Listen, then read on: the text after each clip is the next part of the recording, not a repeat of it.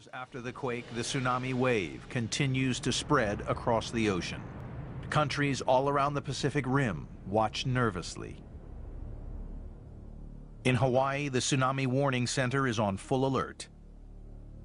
Very quickly we realized that this was basically the first big ocean-crossing tsunami that had happened in 40 years. Will the tsunami hit Hawaii? If so, when? And how big will it be? Readings from deep ocean sensors suggest the wave is up to 3 feet high.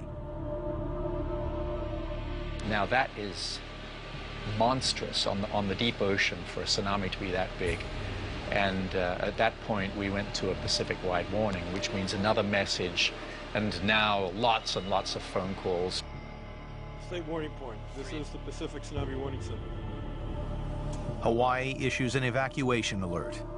People head for higher ground. The wave hits Hawaii.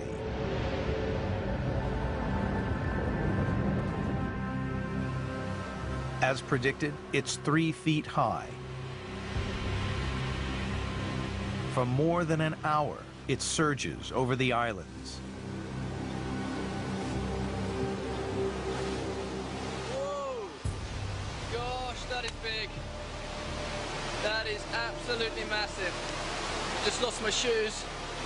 This is coming straight over the wall onto the main road. That is absolutely unbelievable. Here it comes again. Pouring over the wall. You can see a car making a run for it out there. I'm completely stranded now between the wall and the road. There is tens of millions of dollars in damage. The wave pulls cars and houses out to sea. Hawaii's early warning system gives people time to get away from the coast. Here, unlike Japan, no one loses their life. So the warning system works incredibly well. But obviously, if the event happens literally on your back doorstep, then no warning system that could ever be conceived could be quick enough. Tsunamis are simply unstoppable, but they can be tracked.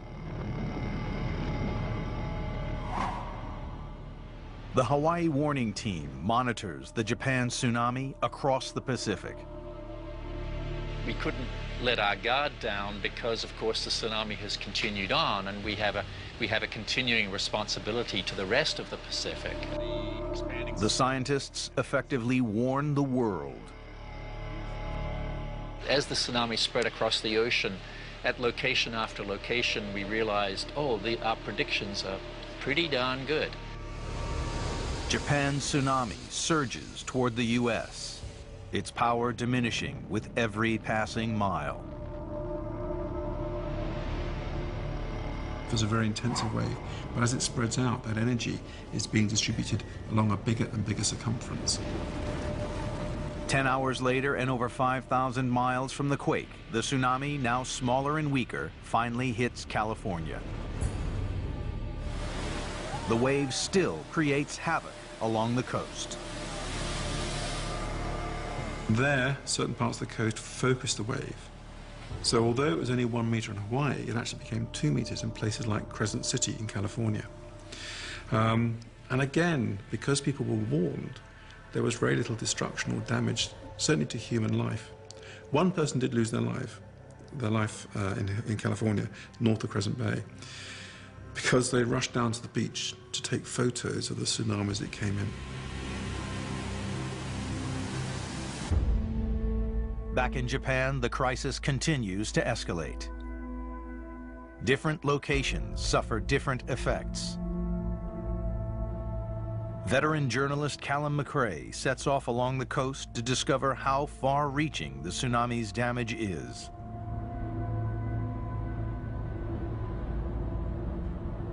This is the isolated mountain community of Kahoku.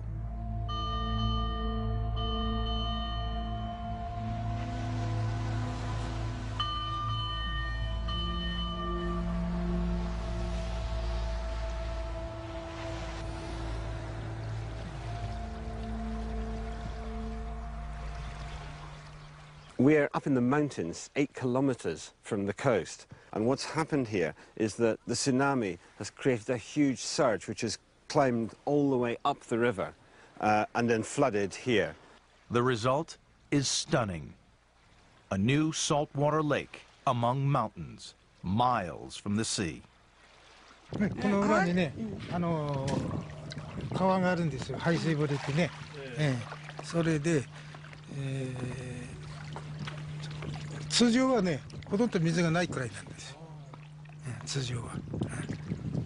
ところが、津波後ね、1波目は来なかったんだけど、2波目あたりからやっぱり登り始めてね。夜のうちに登ったんだね。そして夜のうちに登ってきてね、知らないでいるうちにもうここに水乗っていたわけですよ。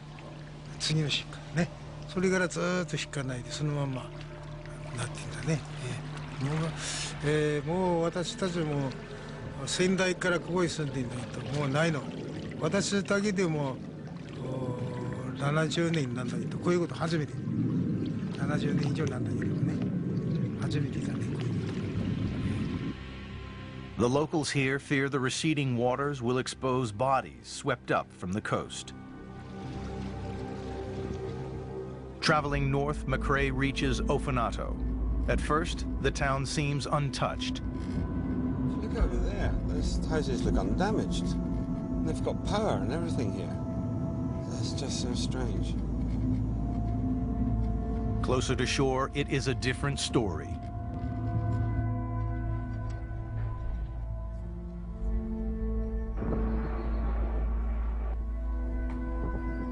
And as if Ofanato didn't have enough problems, scientists reckon that this whole area, this region, has subsided well over a metre. And in the next couple of days, the region's also expecting the highest tides of the year.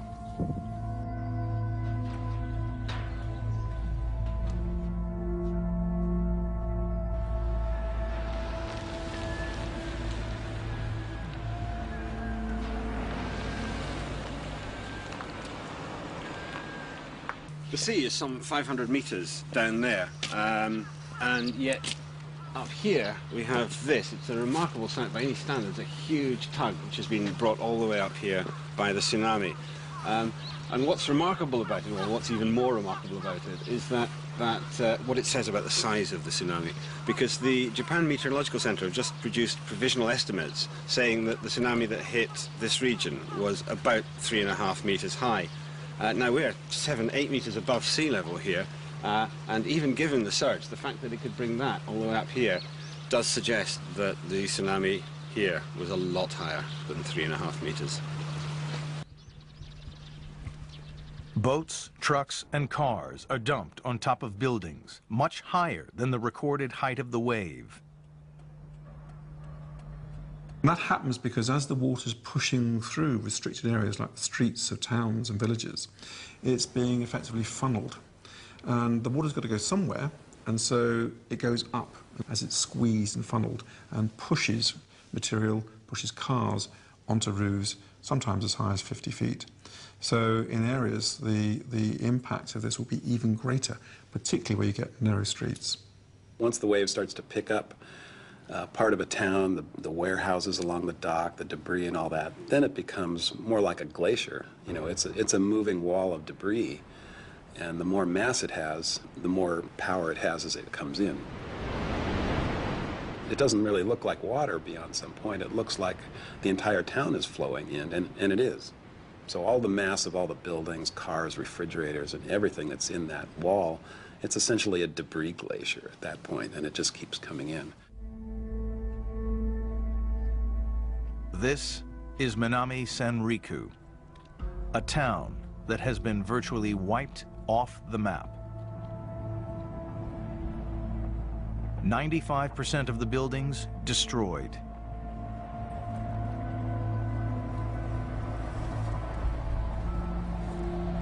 Over 10,000 people, half the population, missing.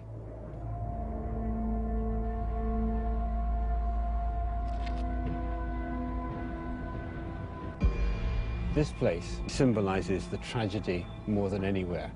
an entire town wiped out by the force of nature.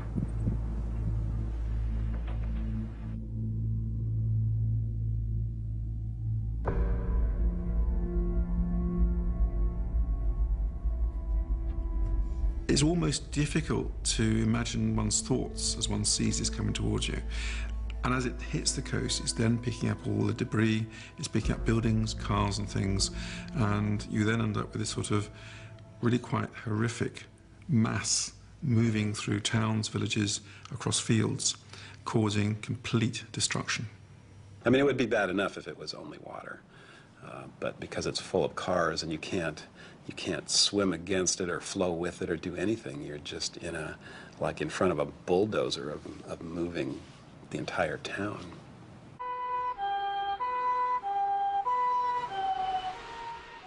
It's funny that when you hear that sound of an ambulance, it kind of actually gives you hope that they might have found somebody alive. Although that must be happening fewer and fewer times between. Anyone who did survive and was trapped would almost certainly have died of hypothermia by now. At the town of Rikuzen Takata, 25 miles up the coast, rescue workers hunt for survivors and discover the dead. When they find a body, they put a large stick in the ground with a flag attached to it so that it can be recovered later. It's a fairly gruesome and sad task.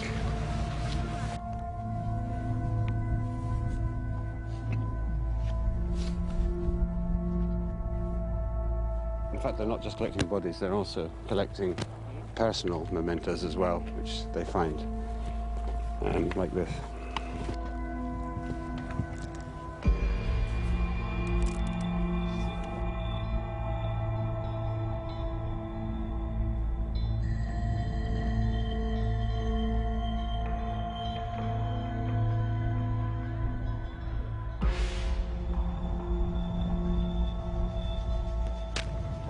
I'm afraid what we have here is more bodies waiting to be taken away.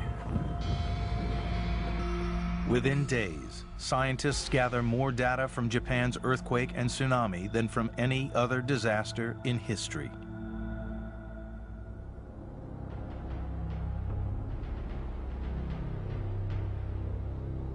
Over Tokyo, Professor Roger Billum returns from his aerial survey. The city's vulnerability is clear. There are 30 million people within about 2 meters of sea level, and a tsunami here, of course, would be absolutely devastating. Suddenly, there is a problem. We had a big earthquake just now, so... Really? Yeah. We've just learned from the ground that there was an earthquake that damaged the heliport. They're checking for damage right now. We don't know how big the earthquake was, but it was obviously a very nearby aftershock. A massive aftershock hits Tokyo, magnitude 6.2.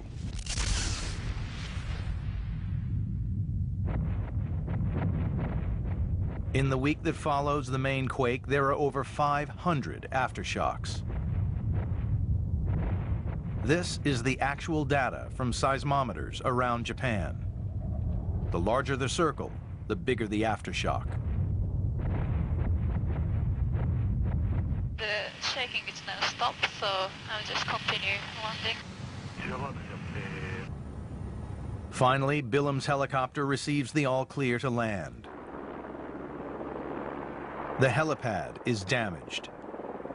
I've noticed that the tarmac here, which should be beautifully dark everywhere, in fact stained white in places, and you can see that in fact sand has come out of this crack, and there's another one over there, another one over there. We're very close to the shoreline, and the lurching motion of the ground during the earthquake has caused the subsurface liquefied sands to come belching out on the top. Here there is evidence of liquefaction, the strange phenomenon filmed earlier.